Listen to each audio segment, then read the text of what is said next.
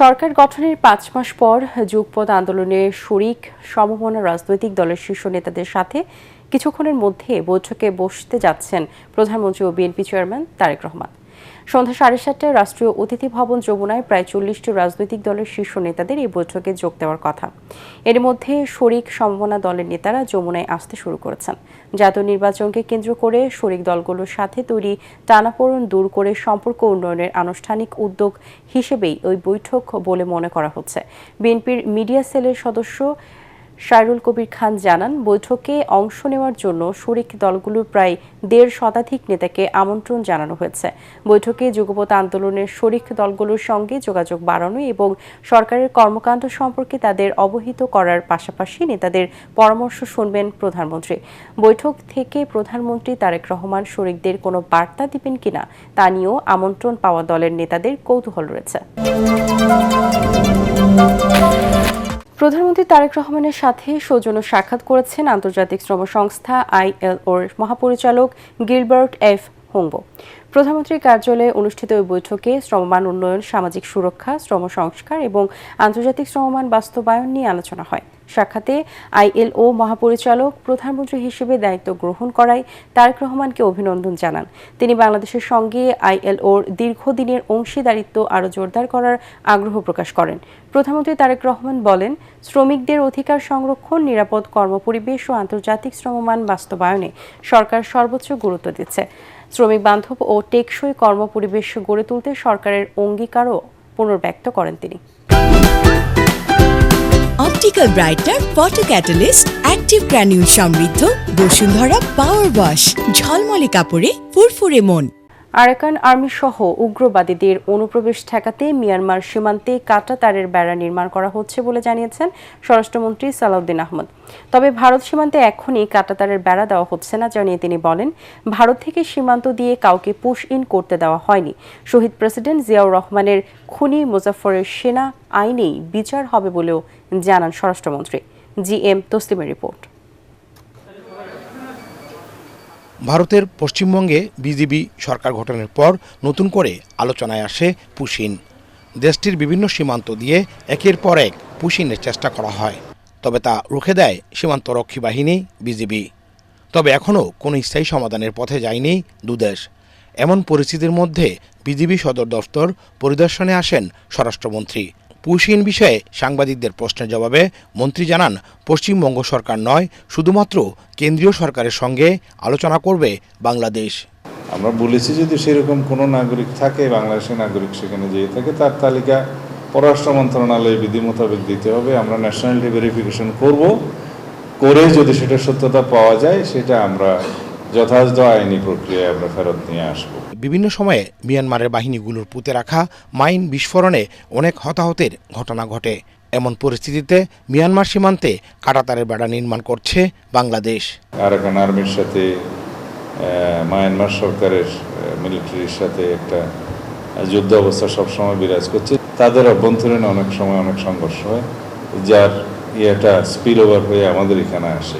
এদিকে শহীদ প্রেসিডেন্ট জিয়াউর রহমান হত্যাকাণ্ডের সাথে জড়িত সাবেক মেজর মুজাফফরের বিচার সেনা আইনেই হবে বলে জানান স্বরাষ্ট্রমন্ত্রী।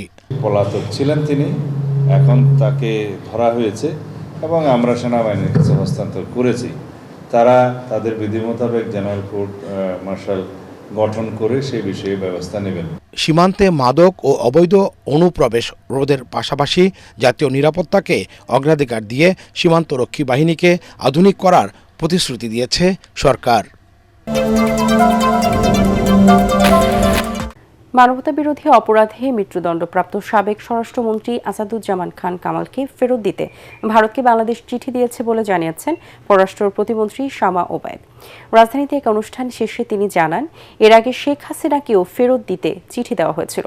চিঠির সাথে ট্রাইব্যুনালের রায়ের কপি যুক্ত করার কথাও জানান প্রতিমন্ত্রী। তার আশা, দ্বিপাক্ষিক সম্পর্কোন্নয়নে ইতিবাচক সাড়া দেবে দিল্লি। ইমদাদুল্লাহ বাবু রিপোর্ট। ২৪-এর গণঅভ্যুত্থানে মানবতা বিরোধী অপরাধের মামলায় শেখ হাসিনা ও সাবেক স্বরাষ্ট্রমন্ত্রী আসাদুজ্জামান খান কামালকে মৃত্যুদণ্ড দেয় আদালত। ২০২৫ সালের ডিসেম্বরে শেখ হাসিনাকে ফেরত চেয়ে দিল্লিকে চিঠি দেয় ঢাকা। সেই ধারাবাহিকতায় এবার মৃত্যুদণ্ডের রায়ের কপিসহ সাবেক স্বরাষ্ট্রমন্ত্রী আসাদুজ্জামান খান কামালকে ভারতের কাছে ফেরত চাইল বাংলাদেশ। রাজধানীতে এক অনুষ্ঠান শেষে পররাষ্ট্র প্রতিমন্ত্রী শামা ওবায়দ জানিয়েছেন, এ সংক্রান্ত চিঠিটি সম্প্রতি ভারতের পররাষ্ট্র মন্ত্রণালয়ে পাঠানো হয়েছে। এটা রিসেন্টলি গেছে এবং এটা সাবেক স্বরাষ্ট্রমন্ত্রীকে উদ্দেশ্য করে এই চিঠি দেওয়া হয়েছে। আইন মন্ত্রণালয় এবং স্বরাষ্ট্র মন্ত্রণালয়ের যে উদ্যোগগুলো ওনারা নেবেন, পররাষ্ট্র মন্ত্রণালয়ের পক্ষ থেকে সেই আমাদের ডিপ্লোমেসির অনুযায়ী আমরা সেই কাজগুলো করব এবং এটা তো একটা চলমান প্রক্রিয়া। আলাদা আলাদা চিঠির মাধ্যমে দেশটিতে পালিয়ে থাকা অন্যান্য আসামিদেরও ফেরত চাওয়া হবে বলে জানিয়েছেন শামা ওবায়দ। আসামি যারা পলাতক আছে তাদেরকে ফিরিয়ে আনার জন্য যে সকল চিঠি দেওয়ার প্রয়োজন আমরা চিঠি দিচ্ছি।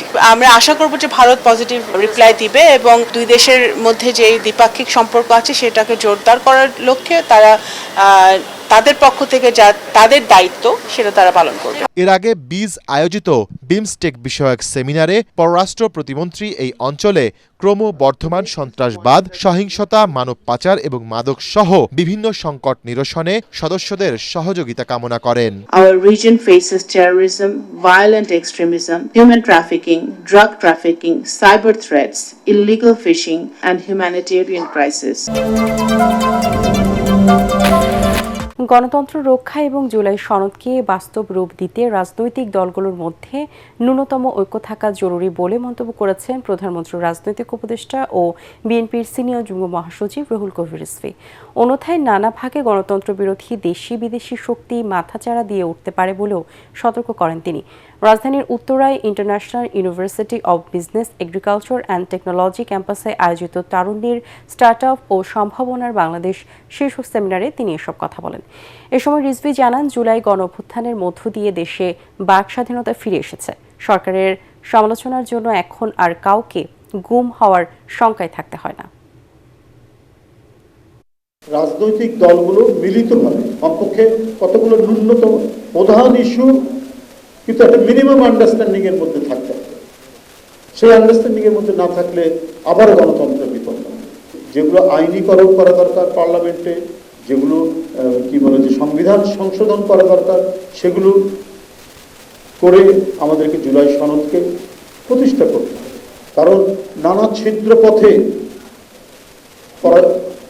গণতন্ত্র বিরোধী শক্তির পুনরুত্থান করতে পারে। মশা নিধনে দেশীয় প্রযুক্তি ব্যবহারে সিটি কর্পোরেশনগুলোর প্রতি আহ্বান জানিয়েছেন স্থানীয় সরকার মন্ত্রী মির্জা ফখরুল ইসলাম আলমগীর। তিনি বলেন, মশা নিয়ন্ত্রণে এখন পর্যন্ত যে কেমিক্যাল ব্যবহার করা হচ্ছে তা খুব একটা কাজে আসছে না। রাজধানীর ইঞ্জিনিয়ার্স ইনস্টিটিউশনে এক সেমিনারে ভার্চুয়ালি যুক্ত হয়ে তিনি এই মন্তব্য করেন। ডেঙ্গু ও চিকুনগুনিয়া বিস্তারের মৌসুমে মশার লার্ভা নিধন করাই প্রধান কাজ বলেও মনে করেন তিনি।